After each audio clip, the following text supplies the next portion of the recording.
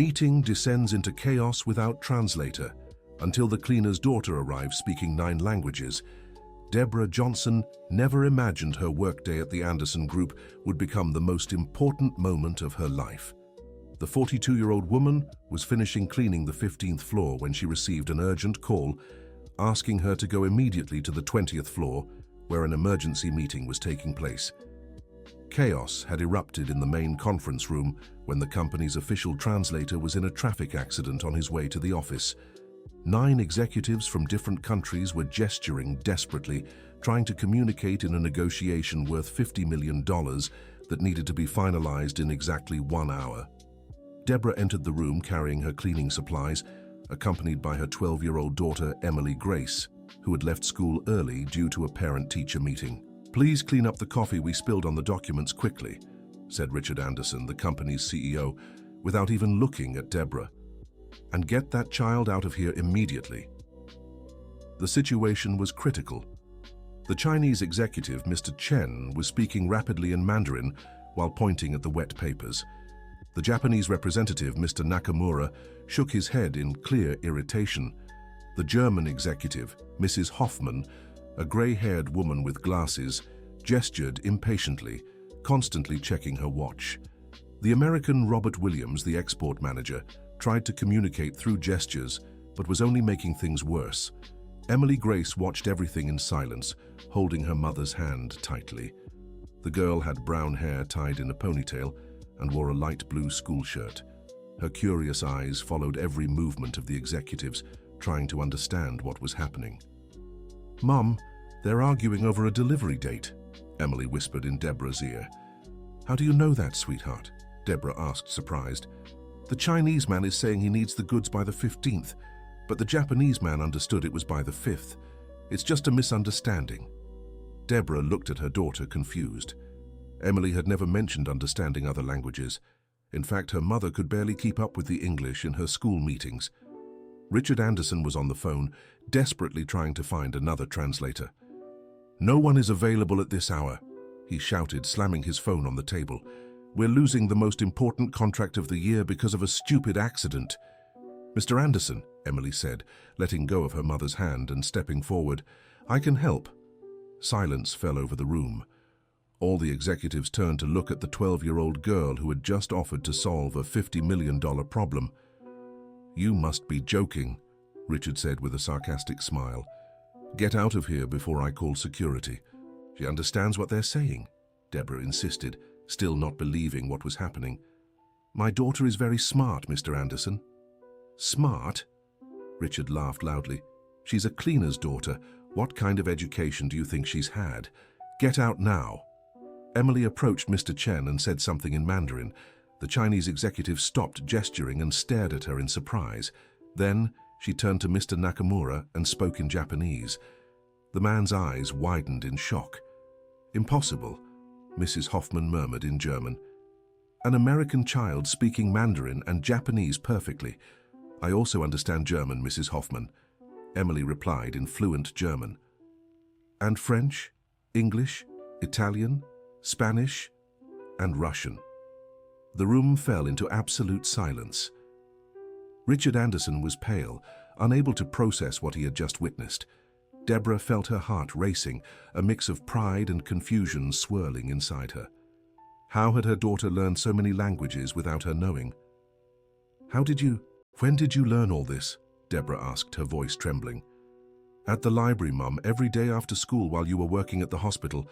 They have computers with free internet access. I watched online lessons and talked to people from all over the world." Robert Williams, who had stayed quiet until then, stepped closer to the girl. "Do you really understand what they're saying?" "Mr. Chen is worried because he needs the goods by the 15th of December to distribute them before Chinese New Year. Mr. Nakamura understood the delivery would be on the 5th, so he thinks you're trying to trick him. Mrs. Hoffman is upset because she has another appointment in 40 minutes and needs to resolve this quickly." The 3 executives nodded in confirmation, still stunned. "What else are they saying?" Robert asked. Emily Grace began translating simultaneously as each executive spoke. It was as if she were a direct channel between different worlds, turning incomprehensible words into clear meanings. Mr. Chen says he can accept delivery on the 10th, as long as there's a quality guarantee. Mr. Nakamura agrees, but wants a 5% discount for the confusion.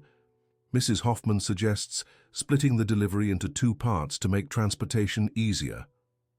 Richard watched everything with a mix of fascination and suspicion.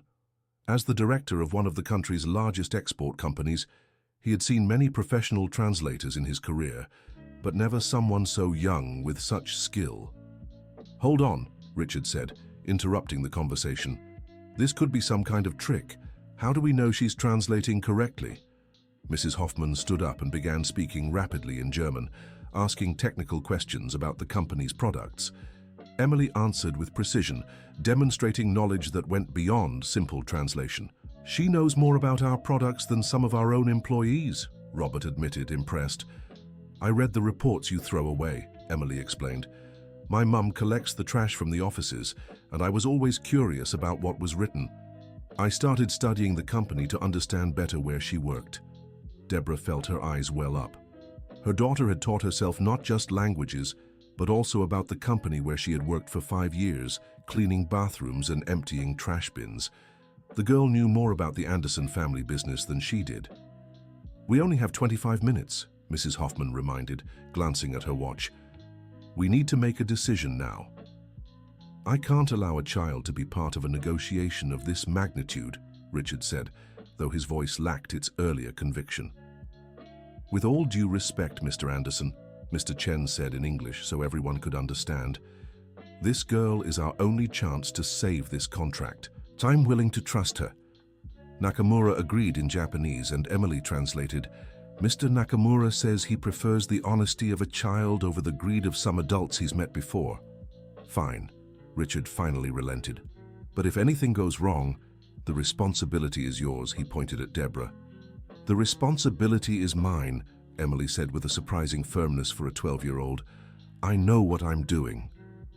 For the next 20 minutes, Emily led the negotiation with a skill that left everyone in awe. She didn't just translate the words, but also explained cultural nuances that could lead to misunderstandings. "Mr. Chen is offering a gift as a gesture of goodwill," explained Emily Grace. "In Chinese culture, this is very important for sealing long-lasting business deals. You should accept it gratefully and reciprocate with something symbolic." "What kind of symbolic gift?" asked Robert. "Something that represents the United States. Maybe a local craft or a book about our culture." Richard was starting to see Emily Grace in a new light. The girl wasn't just a translator, but a cultural mediator who understood aspects many experienced executives overlooked. "How did you learn about these cultural differences?" asked Mrs. Hoffman. "When you talk to people from different countries every day, you learn that words are just one part of communication. The rest comes from the heart and respect." With 5 minutes left, the negotiation was nearly closed. The terms had been agreed upon, the delivery date set, and everyone seemed satisfied. But then, one final issue arose. "Mr. Nakamura is concerned about a clause in the contract," translated Emily Grace. "He says the English text is ambiguous and could be interpreted differently in Japan." Richard picked up the document and skimmed it quickly. "I don't see any problem with this clause." "The problem isn't what's written, but what isn't written," explained Emily Grace. "In Japan, contracts need to be very specific about responsibilities in case of delays due to weather conditions." "Weather conditions?" asked Robert. "Hurricanes, typhoons, earthquakes. Japan deals with them all the time. They need to know exactly who covers the costs if something like that happens." Dear listener, if you're enjoying the story, take a moment to like and especially subscribe to the channel. It helps us a lot as we're just starting out. Now, continuing. Richard was sweating. Only 3 minutes remained, and now he had to reword a complex clause in an international contract. "We don't have time to rewrite the contract," he said desperately. "We don't need to rewrite it," Emily Grace said calmly. "We can add an amendment specifying these responsibilities. Mr. Nakamura agrees to sign if we include this protection." "And you know how to draft a legal amendment?" asked Richard, hardly believing what he was saying. "I read all the contracts you signed over the last 2 years," replied Emily Grace. "They were in the trash along with the drafts. I learned the basic structure. In the last 2 minutes, Emily Grace dictated an amendment that satisfied all parties. The contract was signed just as the clock hit the deadline. The room erupted in applause. The executives exchanged relieved and impressed handshakes. Sharon was still in shock, trying to process everything that had happened. "Emily Grace," said Mrs. Hoffman, approaching the girl, "you didn't just save this contract, you likely saved hundreds of jobs. This negotiation was crucial for our expansion into the American market." "I just wanted to help my mom," replied Emily Grace, looking at Sharon affectionately. "She worked so hard to give me a better life. I wanted to show her that all her effort was worth it." Richard Anderson stood silent, reflecting on everything he'd witnessed. For years, he'd treated the cleaning staff as if they were invisible. He'd never bothered to learn their stories or their families. "Sharon," Richard said, turning to Emily Grace's mother, "I need to speak with you." Sharon stepped forward, still nervous. In the 5 years she'd worked at the company, she'd exchanged only a few words with the CEO. "I behaved terribly today," Richard began, "and it wasn't just today. I've been treating you and your colleagues as if you were less important, when in fact you are essential for this company to function. Mr. Anderson, you don't have to—" "Yes, I do," Richard interrupted. "Your daughter taught me a lesson in humility that I'll never forget, and now I want to know your story. How did a woman as intelligent as Emily Grace learn to be this way? It certainly wasn't by chance." Deborah took a deep breath. It was the first time in years that someone had shown genuine interest in getting to know her as a person, not just as an employee. "I was a teacher in Mississippi," Deborah began softly. "I taught Portuguese and literature at a public school. When Emily Grace was born, her father abandoned us, and I had to find a way to support her on my own." "Why did you come to New York City?" "There were more job opportunities here. At least that's what I thought. When I arrived, I found out my diploma wasn't worth much. Private schools wanted experience in elite institutions, and public schools had long waiting lists for hiring. And why didn't you try to validate your experience? With what money?" Deborah gave a sad smile. "I worked cleaning offices during the day, at a restaurant in the afternoon, and as a caregiver for the elderly at night. Emily Grace stayed alone studying in the library because it was the safest and most cost-free place I knew." Emily Grace moved closer to her mother and held her hand. "My mom never stopped studying either," she said proudly. "She read my school books and helped me with homework, even when she came home exhausted every day." "It's true," Deborah continued. "I wanted to make sure Emily Grace had every opportunity I couldn't give her. That's why she spent so much time in the library. It was the only place where she could access quality knowledge for free." Mrs. Hoffman, who had been listening to the whole conversation, approached the group. "Deborah, may I ask you a personal question?" "Of course, Mom." "Do you still have your teaching certificates?" "Yes, I do. They're stored at home, along with my lesson plans and some of my students' work." "Why?" "Because our company has a social responsibility program that includes education for employees' children. We need an educational coordinator for the project." Deborah's eyes widened. "But I work in cleaning." "You work in cleaning because it was the only opportunity you found," Mrs. Hoffman corrected. "But your real qualifications are far greater than that." Richard had been listening quietly, ashamed that he had never taken an interest in his employees' potential. "Mrs. Hoffman is right," he said. "I'd like to offer you a new position in the company, coordinator of the continuing education program for employee families. A salary 5 times higher than your current one, full benefits and flexible hours so you can study and stay updated." Deborah began to cry. In 5 years of hard work, she had never imagined she would one day be recognized for her true qualifications. "And for Emily Grace," Richard continued, "I'd like to offer a full scholarship to the best private school in the city, with language courses included and mentorship from our international executives." "Mr. Anderson, that's very generous, but—" "It's not generosity," interrupted Mr. Chen, who had followed the entire conversation through Emily Grace's translation. "It's recognition. In China, we highly value education and merit. Your daughter demonstrated qualities today that many adults don't possess." Mr. Nakamura nodded and said something in Japanese. Emily Grace translated. "Mr. Nakamura says that in Japan, There's a concept called Kaizen, which means continuous improvement.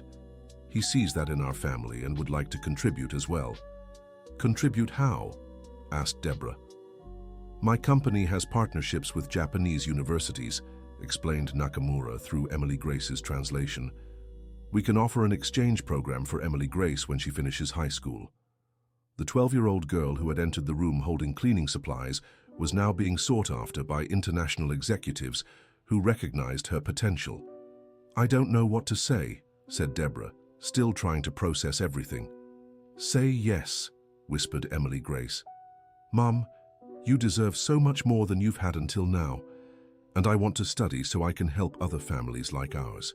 What do you mean? Asked Robert. There are many mothers like mine working at this company, explained Emily Grace. Smart, capable women who never had opportunities.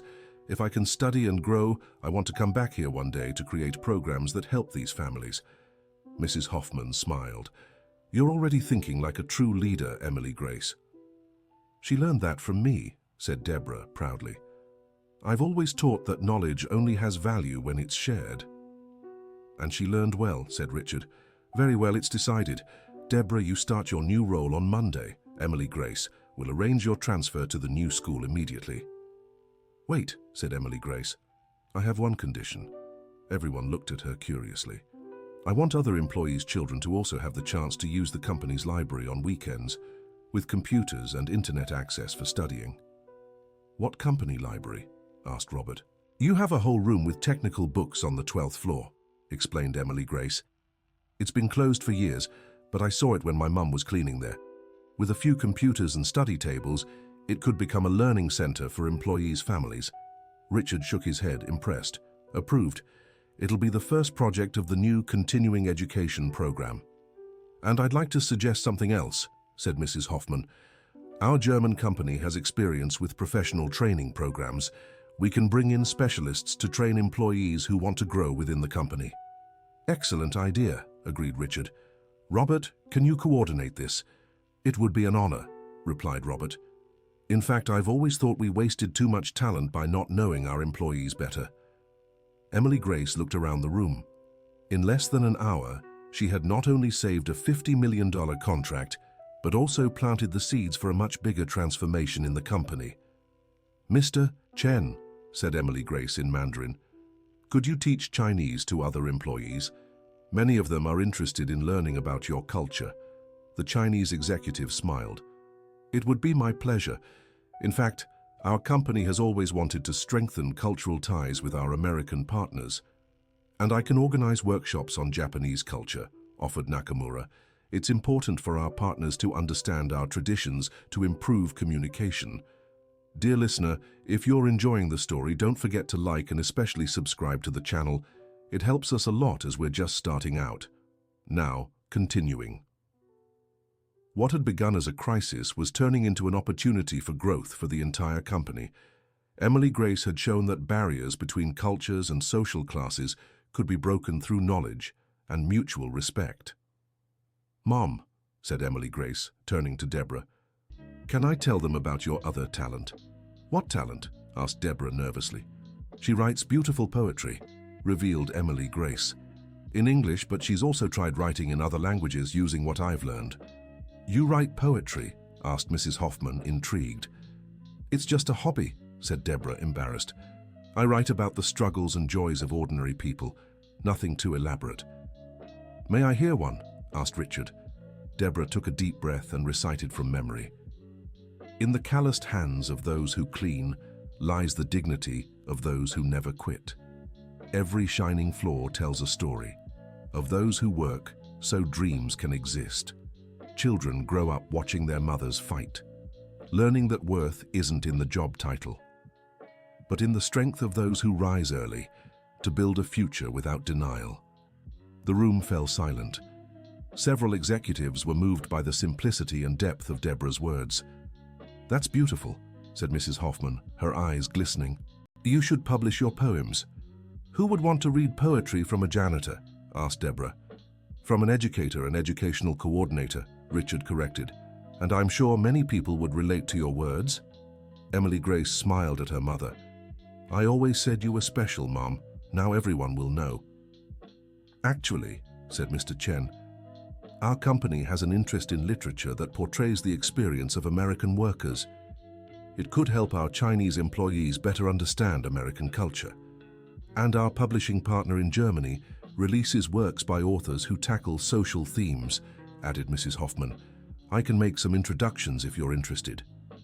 Deborah looked at Emily Grace, still unable to believe everything that was happening. In a single afternoon, their lives had completely changed.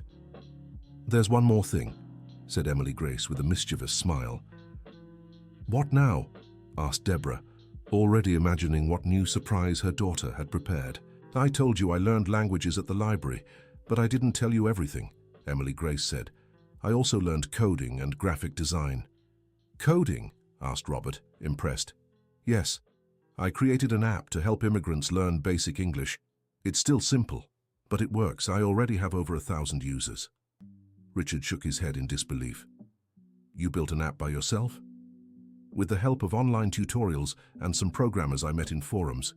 They taught me in exchange for translation help. That's incredible, said Mrs. Hoffman. Our German company invests heavily in educational technology. Your app could be expanded to include other languages. Actually, said Emily Grace, I was thinking of something bigger. An app that connects working-class families from different countries so they can share experiences and support each other. Explain further, requested Mr. Nakamura, speaking through Emily Grace as his translator.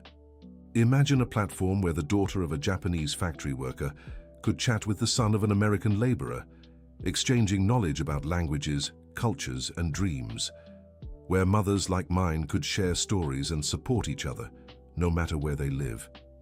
That would be revolutionary, said Mr. Chen, a social network focused on education and cultural exchange among the working class.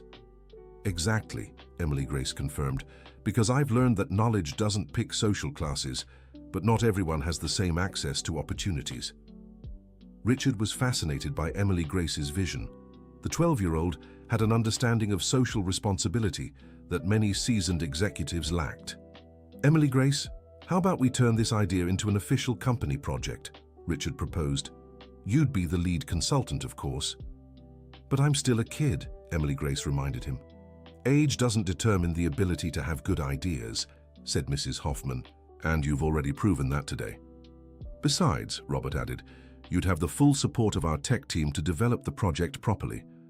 Deborah watched her daughter with a mix of pride and concern. Everything was happening so fast, and she wanted to make sure Emily Grace wouldn't feel pressured.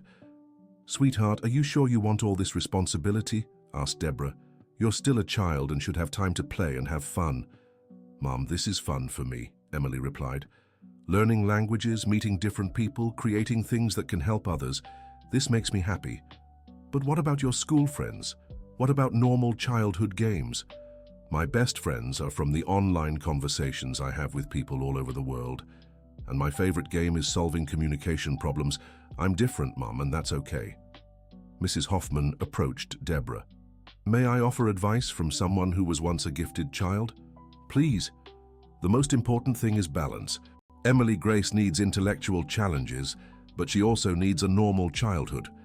Our scholarship proposal includes specialized psychological support for children with high abilities.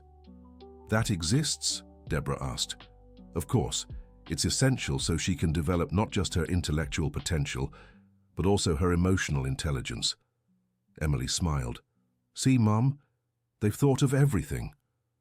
Richard glanced at his watch. Well, I think we've had enough excitement for today. How about we meet again on Monday to discuss all the details? Mr. Anderson, Deborah said, I don't know how to thank you for all this. No need to thank me, Deborah. I'm the one who should be grateful. Your daughter opened my eyes to problems I've ignored for years, and you showed me that talent and determination exist everywhere, not just in the obvious places. Mr. Chen stood and spoke to Emily in Mandarin. She responded, and then translated for the others. Mr. Chen said there's a proverb in China. It doesn't matter how slow you go as long as you don't stop. He sees that in our family and wants to honor our perseverance. How does he want to honor it? Robert asked. Emily exchanged a few more words with Mr. Chen in Mandarin before answering. He wants to fund an exchange program between young workers from the United States and China, a program where young people like me can study and work temporarily in both countries, learning about different work cultures. That's wonderful, Mrs. Hoffman said. Our German company can join too. We could create a triangular program, United States, China, and Germany. Mr. Nakamura said something in Japanese, and Emily translated, Mr. Nakamura wants to include Japan as well. He says cultural diversity is essential for the businesses of the future. Richard was stunned. What had started as a business contract was turning into an international social development program. Are you all serious? He asked. Absolutely, Mrs. Hoffman replied. Our company has always wanted to do more than just profit. We wanted to contribute to social development but never found the right approach. Emily Grace showed us the way. And what exactly is that way? Deborah asked. Investing in people like you, Mr. Chen explained through Emily's translation. People who have talent but need opportunities. People who don't just want to grow alone but want to bring others with them. Emily looked at each executive in the room. Do you really believe this can work? We believe in you, Mr. Nakamura said in English, surprising everyone. And we believe in what you represent. What do I represent? Emily asked, curious. Hope, Mrs. Hoffman answered. You're proof that the next generations can be better than ours if we give them the right tools. And determination, Mr. Chen added. You and your mother never gave up, even when everything seemed impossible. And vision, Richard added. Richard, how you see possibilities where we only see problems. Deborah felt tears rolling down her face. 5 years ago, when she arrived in New York City with young Emily Grace, she never imagined she'd one day be in a room with international executives discussing exchange programs for her daughter.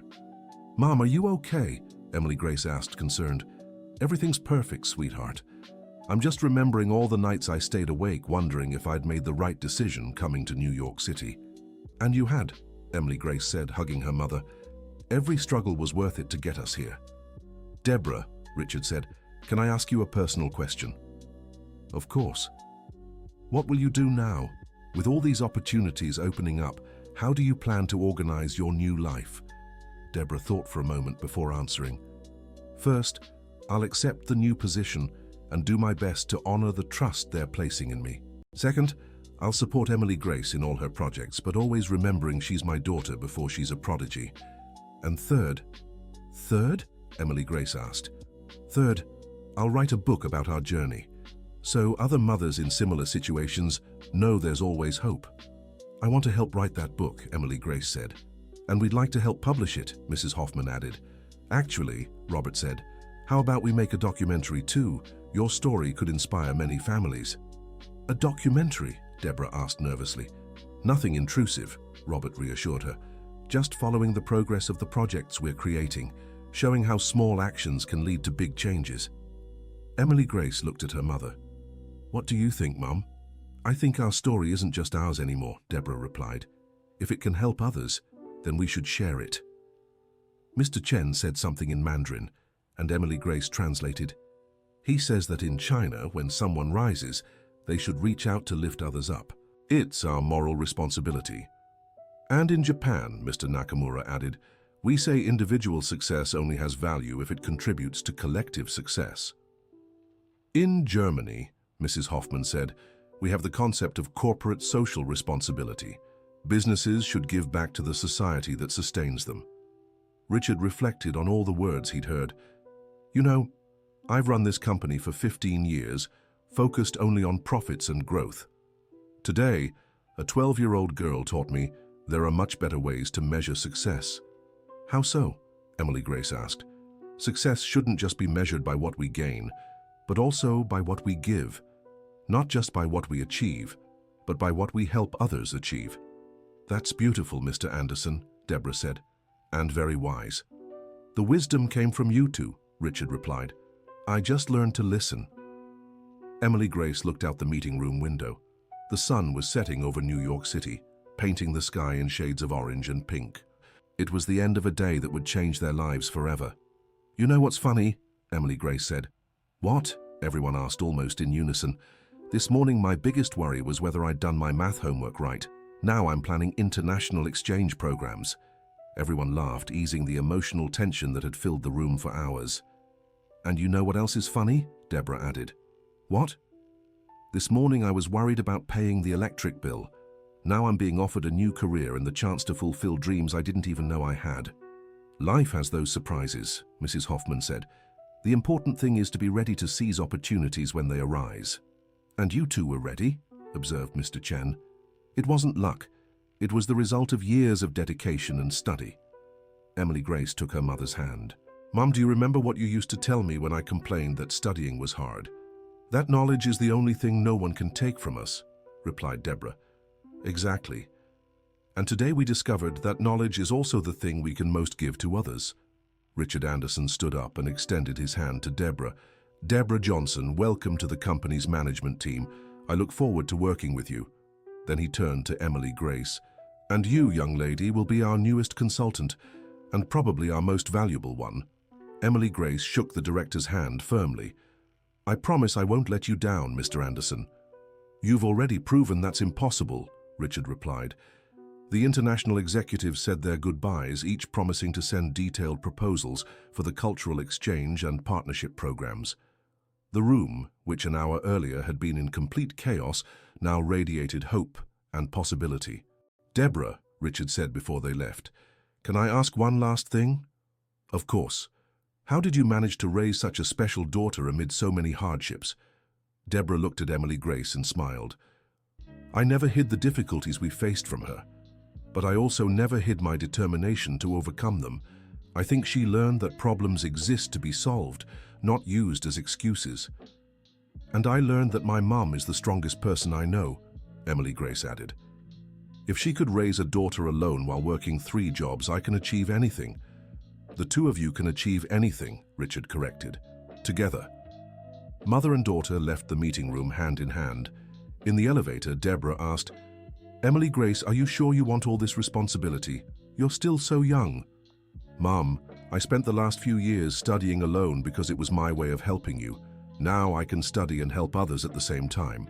It's the best of both worlds. And if it's too hard, then I'll study more until it becomes easy. You taught me that. The elevator reached the ground floor. When the doors opened, some cleaning staff were finishing their shift. They greeted Deborah casually, unaware she had just been promoted to a management position. Mrs. Johnson, said Sharon, a co-worker, was your daughter with you upstairs? I saw her getting into the elevator. She was, and something very interesting happened. What was it? On Monday, I'll tell you everything, but I can say our lives are about to change, and I hope yours will too. Sharon looked confused but smiled. That's wonderful, Mrs. Johnson. You deserve good things. Emily Grace looked at her mother's co-workers, hard-working women, many with stories similar to Deborah's. Soon, she hoped, they would all have opportunities to show their true potential. As they left the building, Emily Grace asked, Mom, are you scared? A little, Deborah admitted. And you? Me too. But it's a good kind of fear, the kind you feel when you're about to do something important. How did you get so wise so young? I had a good teacher, Emily Grace replied, smiling at her mother. They walked down Fifth Avenue as the sun finished setting. New York City kept up its frantic pace, but to Deborah and Emily Grace, everything seemed slower and more meaningful. Sweetheart, Deborah said suddenly. What is it? I never asked you. What do you want to be when you grow up? Emily Grace thought for a moment. I want to be a bridge. A bridge? Yes. A bridge that connects different people, different cultures, different opportunities. Like I did today in the meeting room. That's beautiful, sweetheart. And what about you, Mom? Now that you can choose anything, what do you want to be? Deborah smiled. I want to be an example. For you, for other mothers, for other women who think they can't change their lives. I want to show that it's never too late to start over. You've been my example for a long time, said Emily Grace. And you've been my pride for just as long, Deborah replied. They reached the bus stop where they always caught their ride home. But this time, something was different. Mom, Can I make a suggestion? Of course. What if we walked home today? It's a long walk, but I want to take the time to talk to you about all our plans. Good idea, we have a lot to plan. As they walked through the streets of New York City, mother and daughter talked about the future. Emily Grace spoke about the program she wanted to create, the languages she still wanted to learn, the countries she dreamed of visiting. Deborah talked about her new position at the company, the possibility of returning to teaching, the poems she wanted to publish. You know what makes me happiest, said Emily Grace. What? That now you'll be able to pursue your dreams too, not just work to make mine come true. My dreams have always been about you, sweetheart. I know, but now you can have dreams about yourself too, and I'll help make every one of them happen. They stopped at a small park to rest. It was a simple place with a few benches and a play area for children. Some families were enjoying the evening, kids running and laughing. Emily Grace, Deborah said, do you ever miss having a more normal childhood? Playing like those kids? Mom, everyone finds happiness in their own way. For me, learning new things is just as fun as playing is for them. I wouldn't change a thing about my life. Not even the fact that your father left us? Emily Grace thought carefully before answering. If my father hadn't left, maybe you'd never have discovered how strong you are. Maybe I'd never have learned that we can only rely on ourselves. And maybe today would never have happened. Do you really believe that? I do. Sometimes bad things open the way for much better ones, like today. Deborah hugged her daughter. You're right. And you know what? I wouldn't change anything either. Every sacrifice was worth it to have a daughter like you. And to become the person you've become, Emily Grace added, you're much stronger and braver than you think. They continued walking. The streets were filling with the city's evening bustle. People returning from work, students leaving universities, families enjoying the night. Mom, can I tell you a secret? Of course. Sometimes I pretended not to know things in school, so I wouldn't seem too different from the other kids. Why did you do that? Because being different can be lonely, and I didn't want the other kids to avoid me. And now? Now, I understand it's better to be authentic and find people who accept me as I am, rather than pretend to be someone else to please those who wouldn't understand me anyway. That's a very mature lesson, sweetheart. I learned it by watching you. You never pretended to be less smart or less capable just to fit in. You've always been true to yourself, even when it made things harder. They arrived at their neighborhood. It was a modest area with small houses and narrow streets, a far cry from the corporate environment they'd spent the afternoon in. Emily Grace, Deborah said, won't you miss this simplicity when you start moving in more sophisticated circles? Mum, simplicity isn't about where you live or how much money you have. It's about being true to yourself and others. That's something I'll never lose. And what if new opportunities change you? They're going to change me, of course. I'll learn new things, meet different people, have experiences I can't even imagine. But my core values will stay the same, because you're the one who taught them to me. They stopped in front of their house gate. It was a small, simple home, but one that had always been full of love and determination. Daughter, said Deborah, can I give you some advice? Always. No matter how far you go or how important you become, never forget where you came from, and never forget the people left behind. I promise, Mom. In fact, my biggest dream is to come back one day and help our community, create opportunities here too. How so? A supplemental education center here in the neighborhood, with language classes, coding, art, so other kids can have the same opportunities I'll get. Deborah smiled. You never stop thinking of others, do you? I learned from you. You always put me before yourself. They stepped inside. It was a humble but cozy space. Books scattered across the kitchen table where Emily Grace always studied. Notebooks filled with Deborah's poems. Emily Grace's school certificates on the fridge. You know what we're doing tomorrow? Emily Grace asked. What? We're organizing all your poems and starting to prepare your book. And we'll look into university programs for you too. University? I'm 42, sweetheart. So? Knowledge has no age limit. If you want to get a master's or PhD in education, we'll figure it out. Deborah sat at the kitchen chair, still processing everything. Emily Grace, are you sure this isn't all a dream? If it is, let's enjoy every second, Emily Grace replied, sitting beside her mother. But I think it's real, and I think it's just the beginning. The beginning of what? A life where we don't just dream. We make dreams happen, and where we help others do the same. Deborah looked at Emily Grace's certificates on the fridge. Since childhood, her daughter had always been determined and curious, but until now, Deborah hadn't fully grasped the extent of her talent. Sweetheart, can I ask you something I've always been afraid to ask? What? Do you ever feel lonely for being so different from other kids? Emily Grace thought carefully. Sometimes. But when I do, I remember I have you.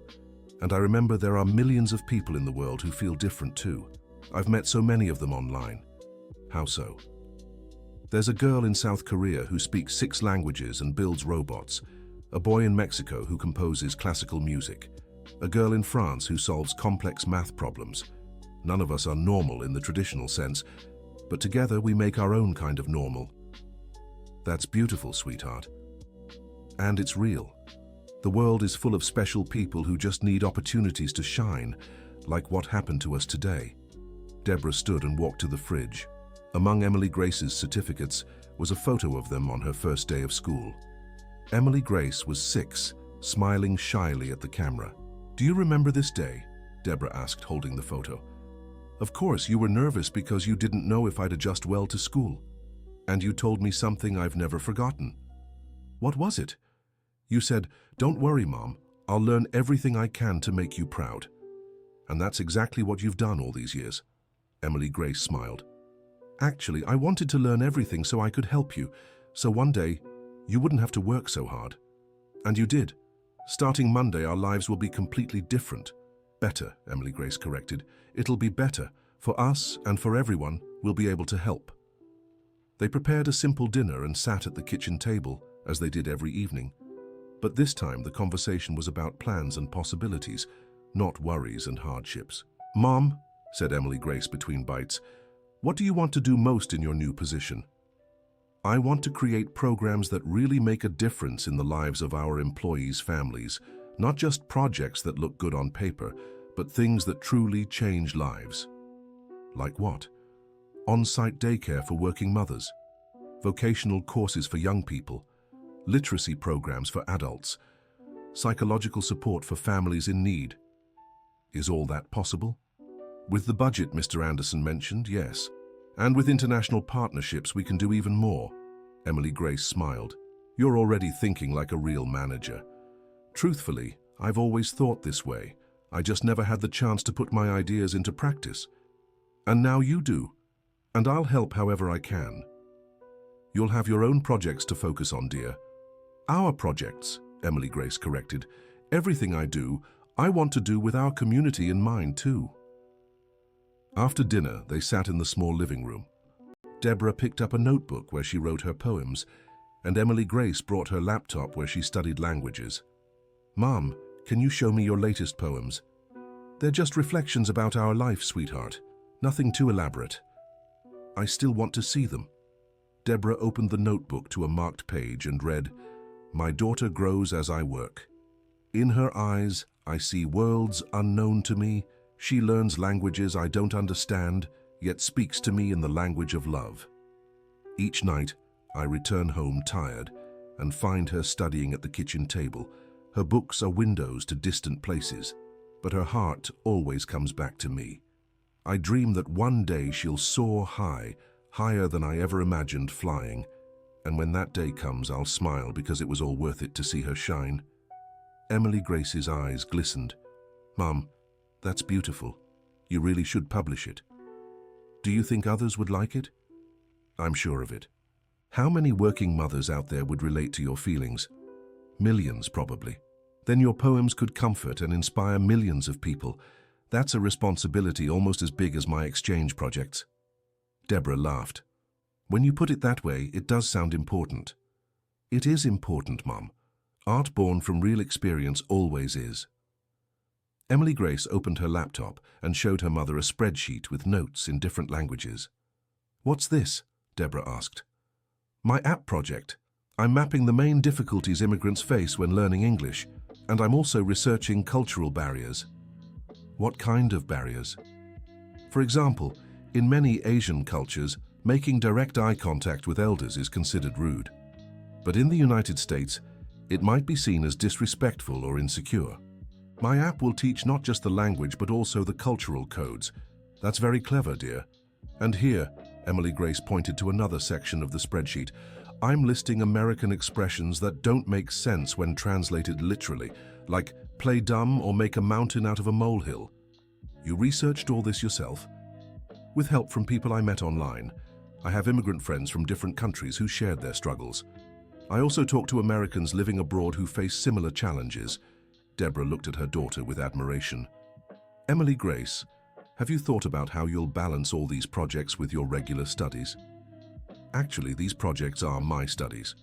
I'm learning about cultures, languages, technology, project management, all in a hands-on way. And school? School will still be important, but now it'll be complemented by real-world experiences. It's like I'm getting a double education. Don't you think that might be too much for a 12-year-old? Emily Grace stopped typing and looked at her mother. Mom, you've worked 3 different jobs since I was little. If you can do that to take care of me, I can do this to help others. It's not the same, sweetheart. Yes, it is. You do what needs to be done because you believe it's important. So do I. Deborah shook her head, smiling. You always have an answer for everything. I learned from you to always have a plan. And when I don't, I improvise. I learned that from you too. They worked side by side late into the night. Deborah organizing her poems and Emily refining her project. Every now and then, one would ask the other's opinion, and the conversation flowed naturally between literature and technology. Honey, Deborah said when it was past midnight, I think we should get some sleep. Tomorrow's a big day. 5 more minutes? I'm finishing a feature for the app. 5 minutes, Deborah agreed. But promise me you'll sleep well. You need to be rested for all the changes ahead. I promise. Honestly, I'm too excited to sleep, but I'll try. Deborah put away her notebooks, and Emily saved her work. Before heading to their rooms, they hugged in the living room. Sweetheart, no matter what happens from here on out, I want you to know you're the best thing that's ever happened to me. For me too, Mom. And now, we'll get to be the best thing in other people's lives. What do you mean? You with your social programs and poems, me with my exchange projects and technology. Together, we'll touch so many lives. Do you really think we can make a difference? We already made a difference today, Mom, and this is just the beginning. They parted to sleep, but both stayed awake longer, each in their own room, thinking about everything that had happened and all that was to come. In her room, Emily looked out the window. The city lights twinkled like earthly stars. Somewhere out there were other kids like her, with talents waiting to be discovered. Other mothers like Deborah working tirelessly to give their children opportunities. Soon, she hoped to connect all these people through her projects, building bridges not just between languages but between dreams and realities. In the other room, Deborah mentally flipped through all the poems she'd written over the years. Poems about loneliness, exhaustion, hope. Poems about a mother's love and a child's dreams. Soon maybe other women would read these words and feel less alone in their struggles.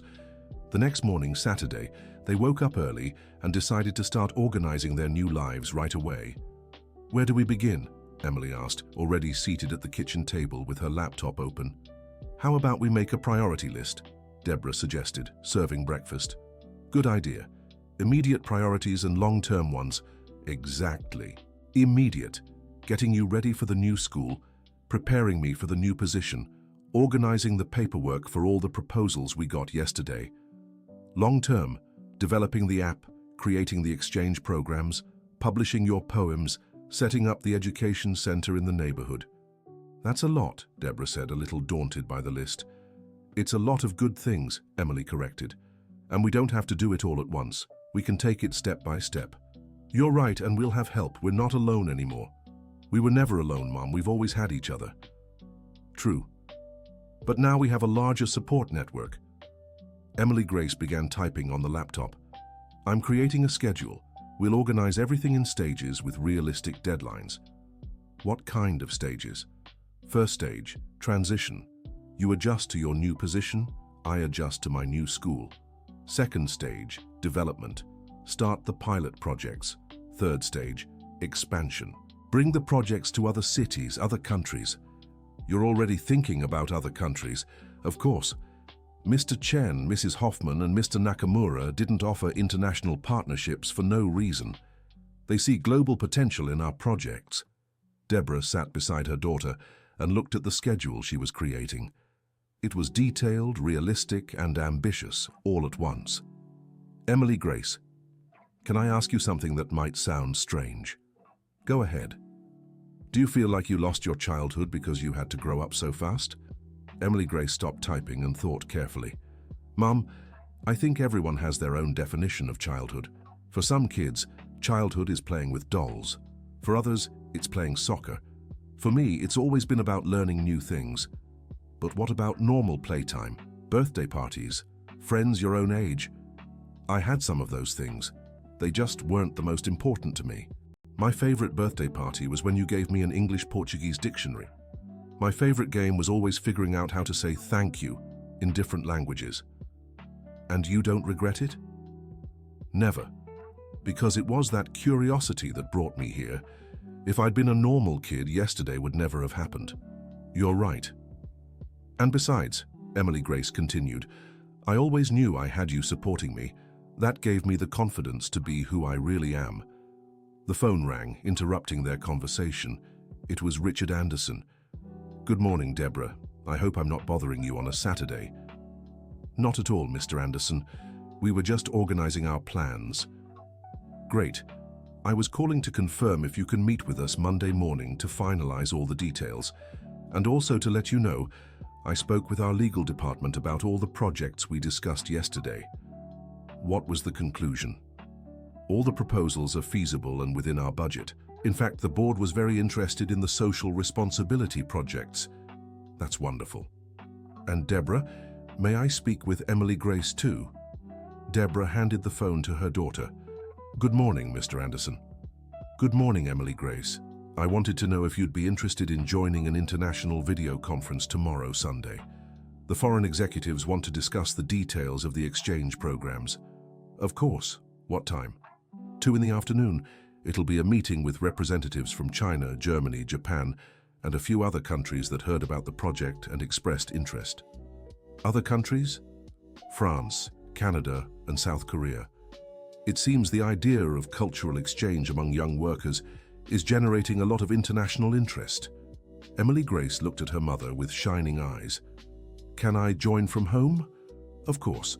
I'll send you the meeting link. And Emily Grace, be ready to give presentations. They'll want to hear your ideas directly from you. Presentations in which languages? Probably English for the general meeting, but they might need some specific explanations in each country's native language. Perfect. I'll prepare. After hanging up, Emily Grace turned to her mother. Mom, this is getting bigger than we imagined. Much bigger. Do you feel ready? I feel nervous, but ready. And you? The same. Nervous, but ready. Then let's prepare even more, Emily Grace said, turning back to the laptop. I'll create a presentation about the projects. Can you help me with the educational part? Of course. Actually, I think we should work together on the presentation. After all, the projects are ours. They spent the rest of Saturday preparing a detailed presentation about all the projects discussed on Friday. Emily Grace handled the technical and international aspects, while Deborah developed the educational and social components. Mom, Emily Grace said late in the afternoon, can I show you something I made? Of course. Emily Grace opened a new screen on the laptop. It was a website prototype with the name Global Bridges in multiple languages. What is this? A prototype of the platform we want to create. Look, Emily Grace began navigating the site. Here's where young people from different countries can sign up for exchanges. Here's where families can share experiences. And here's where we offer language and culture courses. You made this today? I created a basic prototype. It still needs a lot of work, but it gives an idea of how it would function. Deborah looked at the screen, impressed. The site was simple but functional, with an intuitive interface and appealing design. Emily Grace, how did you learn to make websites? Online tutorials, just like with languages, and some programmer friends taught me. Actually, the app prototype I showed you yesterday already has some of these features. Could you show me the app working? Sure. Emily Grace opened the app on her phone. The interface was colorful and friendly, with interactive Portuguese lessons for foreigners. See, Mum? Here, the person chooses their native language and the app adapts the explanations.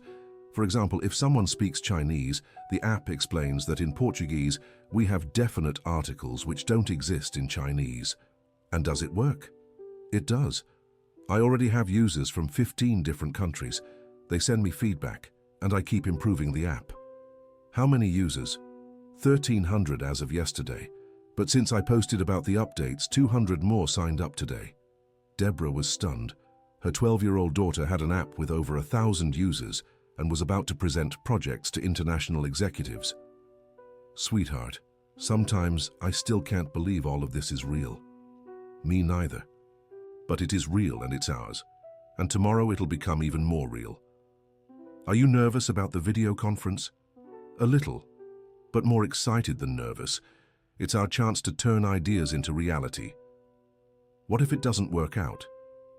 Then we'll try another way. You taught me that giving up is never an option. On Sunday morning, they woke up early to make the final preparations for the video conference. Emily Grace reviewed her presentation while Deborah helped with educational suggestions. Sweetheart, remember to speak slowly and pause between translations, Deborah advised. And if someone asks something you don't know, just say you'll look into it and respond later. Good tip. And Mom, you'll stay here during the meeting, right? If you want me to, yes. I do. Even if I don't need help, I feel safer with you nearby. At 2 in the afternoon, Emily Grace joined the video conference. The screen split into multiple squares, each showing executives from different countries. Richard Anderson appeared from his office in New York City. Good afternoon, everyone, Emily Grace said in English. Thank you for the opportunity to present our projects. Over the next hour, Emily Grace presented the concept of global bridges with surprising ease. She switched between languages as needed, explaining cultural nuances and answering technical questions. Emily Grace, the French representative asked, how do you plan to ensure the safety of young participants in the exchange programs? Great question, Emily Grace replied in French. We're planning a mentorship system where each young person would be paired with a pre-selected host family and a professional mentor from the partner company. What about the costs? Asked the South Korean representative. Emily Grace replied in Korean, the program would be funded through a partnership between participating companies, with each contributing proportionally to the number of young people they send or receive. Impressive, commented the German executive. She not only speaks our languages but understands our business concerns. The meeting lasted 2 hours. By the end, all countries had confirmed their interest in joining the pilot project. Emily Grace, said Richard over the video, congratulations. You've just secured support from 6 countries for an international education and cultural exchange project. Thank you, Mr. Anderson. But the credit belongs to all of us, and especially to my mother, who taught me that education can transform lives. After the video call, Emily Grace collapsed onto the couch, exhausted but radiant. How did it go? Asked Deborah. Better than I expected. They not only approved the projects but suggested expansions I hadn't even considered. What kind of expansions? The Canadian representative suggested including universities in the program. The South Korean executive wants to add an educational technology component. The French one proposed specialized exchanges for arts and culture. Does that mean more work? It means more impact. More people helped. Deborah sat beside her daughter. Emily Grace, are you sure you can handle all this responsibility? Mom, today I realized something important. What? It's not just about me handling it. It's about us handling it, together, and with the help of all these amazing people who believe in the project. You're right, we're not alone anymore. And you know what else I realized? What? These executives aren't helping us out of pity or charity. They're investing in us because they see real value in what we can offer. How so? They need solutions for real problems: intercultural communication, talent development, corporate social responsibility. We offer those solutions. You're right. It's a partnership, not charity. Exactly. And that makes me much more confident. On Monday morning, Deborah and Emily Grace arrived at the Anderson Group office with a new perspective. They weren't there as charity recipients, but as partners in important projects. Richard welcomed them in his office, accompanied by Robert and the company's legal team. Good morning, Deborah. Good morning, Emily Grace. Ready to begin a new chapter of your lives? Ready, they answered in unison. Great. Let's start with the legal and contractual aspects. Then we'll discuss implementation timelines. Over the next 2 hours, they finalized all details of Deborah's new position, Emily Grace's scholarship, and the consulting contracts for the international projects. Deborah, said Richard, your first mission as continuing education coordinator will be to structure a pilot program here at the company. You'll have a team of 3 and an initial budget of $500,000. $500,000? Deborah could barely speak. It's just the beginning. If the pilot succeeds, we'll expand to all our branches in the United States. And for Emily Grace, Richard continued, we have a consulting contract that will allow her to work part-time on the projects while studying, respecting, of course, all child labor laws. Actually, Emily Grace interrupted, I researched this. There's a category called Cultural Youth Apprentice that allows minors to participate in paid educational projects. The company lawyer confirmed, she's right. It's perfectly legal as long as we respect school hours and workload limitations. Perfect, said Richard. Then it's all settled. Mr. Anderson, said Deborah, may I make a suggestion? Of course. I'd like my first project as coordinator to be mapping the hidden talents among our employees. How many people like me are there in the company working in positions below their potential? Excellent idea. How would you do it? Through one-on-one conversations, not formal questionnaires. Many people don't know how to express their skills on forms, but they open up when someone shows genuine interest.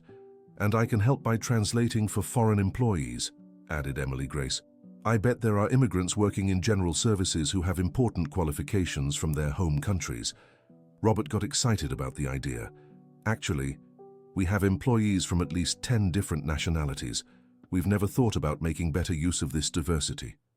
That's exactly it, said Deborah. Diversity isn't just about having different people, but about leveraging what each one brings to the table. Very well, said Richard. Deborah, you have 3 months to complete this mapping. Emily Grace, you can dedicate 10 hours a week to help your mother, in addition to working on your own projects. Perfect, agreed Emily Grace. And now, said Richard, smiling, how about we go see your new office, Deborah? They went up 2 floors to a spacious, well-lit room with a view of the city. There were 3 desks, a bookshelf, and a meeting area. This will be the hub of the continuing education program, Richard explained. And Emily Grace, there's a desk reserved for you too, for when you're working here.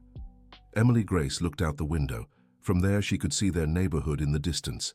Soon, she hoped many families from that area would have the same opportunities they were receiving. Mom, said Emily Grace, can you believe that yesterday we were worried about the electricity bill and today we have our own office? I'm still processing everything, Deborah admitted, but I'm starting to believe we deserve this. Of course you do, said Richard.